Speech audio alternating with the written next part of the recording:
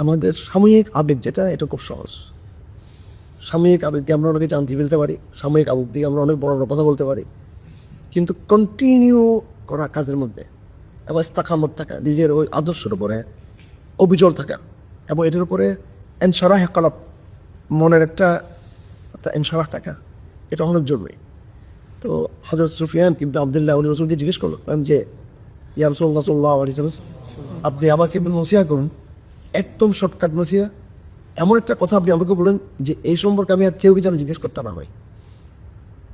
সাহাবায়ে কেরাম তো তাদের প্রশ্ন জটিল জটিল প্রশ্ন ছিল তাদের, রসুল্লাহকে ওরা রসুল ইসলামকে তারা গিয়ে থাকলে দিতেন, তারা কেউ প্রশ্ন করে মানে চিন্তার মধ্যে ফেলে দিতেন। এমন এক কথা উঠবেন যেন আপনার পরে ওই বিষয়ে আর কেউ যেন আমি জিজ্ঞেস করতে না হয়। সে কথা রসুল্লাহকে চিন্তা করে বলতে হয়েছে একটু। তো রসুল্লাহ বললেন, কুল আমানতু বিল্লাহ সুম্মা ইস্তাকিম, তুমি হলো আমানতু বিল্লাহ, এরপর তুমি এটার উপর তুমি ইস্তেকামত। আমাদের সমস্যাটা হচ্ছে বাংলাদেশে আমরা সারা মুসলিম বললে আমরা সবাই ইমান এনেছি, আল্লাহকে বিশ্বাস করি, আল্লাহ প্রতি ভালোবাসা আছে, ইসলামের প্রতি দায়বদ্ধতা আছে, কিন্তু আমরা ইস্তেকামত থাকতে পারি না। পারিপার্শ্বিক কারণে আমরা হেকমতের নামে ঘোষ করলাম, এটা করে ফেলি।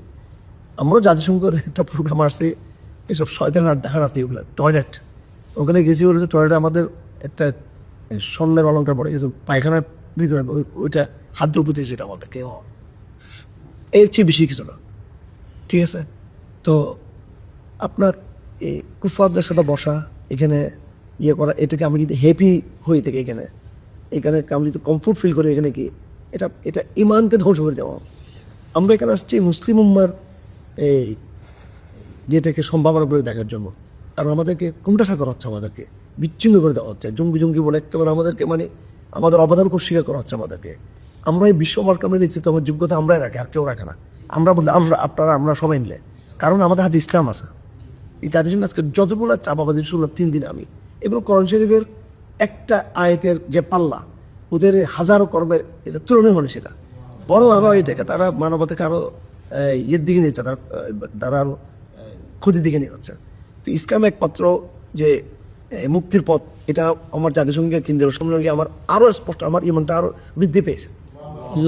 যদিও পারিপার্শ্বিক এখানে আমি তো নিয়মিত থাকবার মধ্যে ছিলাম, নিয়মিত কর্মী আল্লাহকে ভয় করতেছিলাম। তো আগে শুনতাম এদের এই প্রকল্প, এগুলো আমি অনেক লেখালেখি আমাদের ছিল, আমরা তাত্ত্বিকভাবে লিখছি। এখন একদম ওদের সাথে একদম গিয়ে সরাসরি কথা শুনে ওদের জাতিসংঘ মহাসচিবের বক্তব্য শুনলাম পুরোপুরি। শোনার পরে আমাদের ইমানটা, আমাদের ইস্তেকামত, আমাদের দিলে জ্ঞান যেটা আগে ছিল এটা আরও 50 গুণ বৃদ্ধি পেয়েছে। কি বলা যে আসলে এদের যে নেগেটিভ, এদের যে বয়ান, এটা আসলে কিছুই নাই, এটা আনকাবুত, এটা একবারে মাকড়সারির মতো। তো আপাতত আমরা তাদের সাথে যে সম্পর্কে যোগাযোগ, আমরা এই সম্পর্কে যোগাযোগের মাধ্যমে এই বাংলাদেশ ওই অঞ্চলের মুসলমানদের সাথে একটা মুসলিম কান্ট্রি একটা স্মার্টলি একটা কমিউনিকেশন হোক, এবং আমাদের দেশে যারা রাষ্ট্র চালাচ্ছে এরাও বুঝুক যে আমাদের বিশ্ব কমিউনিকেশনের একটা আমাদের একটা স্কিল আমাদের আছে, আলহামদুলিল্লাহ। আমরা বলতে চাই না, আমাদের রাষ্ট্রীয় স্বীকৃতি থাকলে বা আমাদের একটা দায়িত্ব থাকলে আমরা অনেক ভালো কিছু আমরা করতে পারতাম। আমরা অনেক মিনিস্টারদের সাথে দেখা করছি, মন্ত্রীদের সাথে কাতারে, যাদের সাথে কখনো দেখা করা সম্ভব ছিল না এমনি। তো সবার কথা হলো যে আমরা কিছু করতে চাই, আমরা আমাদেরকে গভর্নমেন্ট হয়ে আসতে হবে, আমাদেরকে সরকার হয়ে আসতে হবে। তো ঠিক এগুলো অভিজ্ঞতা ছিল। তো আল্লাহ পাক সুবহানাহু ওয়া তাআলা, আমি যেটা আশা করবো যে আপনারা পারিপার্শ্বিক বিভিন্ন রকমের কৌশল, বিভিন্ন রকমের যে ঢেউ আসে, এখানে যে আমরা যখন হারিয়ে যাই, আপনারা তো আশ্বস্ত আছেন যে আমরা এখানে জাতিসংঘে এখানে আমরা হারিয়ে যাইনি, কিন্তু আমরা অবশ্যই আমাদের মধ্যে একটা ইয়ে আসছে আমাদের ভিতরে। আমি উত্তাল ঢেউয়ের মধ্যে হারিয়ে না গিয়ে বড় আমার মধ্যে সাহস আসছে যে ঢেউকে আমি কীভাবে কী করতে পারবো। তবে এসব জায়গাতে যত এড়িয়ে যাওয়া ভালো। সবাই কিন্তু এই হিম্মত থাকবে না, যা এমন একটা পরিবেশ বারবার এখানে বিশ্বাস যাওয়া করলেন, এটা একসময় আপনি এটা ইজি হয়ে যাবে, সেটা নর্মালাইজেশন হয়ে যাবে। এই জন্য খুব সতর্কতার সাথে আমাদের কত করতে হবে। আমি আপনাকে আশ্বস্ত করতে চাই যে আমরা আমাদের আদর্শ, আমাদের আকীদা, আমাদের তৌহিদ এবং একমাত্র আল্লাহকে ভালোবাসা আর আল্লাহর জন্য ঘৃণা করা, আমরা আল্লাহকে ভালোবাসি। আবার সারা বিশ্বের যে বর্তমান তাগুদে বাস্তাকে আমরা ঘৃণা করি, আল্লাহর জন্য করি, সেটা এই চেতনাটার আমাদের যেন বহাল থাকে, ইস্তেকামত যেন বহাল থাকে, এরকম আমরা সবাই থাকার চেষ্টা করবেন ইনশাআল্লাহ। কিন্তু পোষাও চেস করুন। আমি চিন্তা করছি জাতিসংঘের পেশেন্ট রুমালটা পুড়ে যাবো কিনা, নাকি এইভাবে আমি আমার আগামী আসলে পাগিয়ে পড়ে যাবো আগামী আসলে। ঠিক আছে স্যার, আমি সব জায়গায় রাখি, আমি সব জায়গায় রাখি যাবো, পাত্তা তো দরকার নেই। আমি আমার নিজেকে প্রতিষ্ঠা করতে চাই।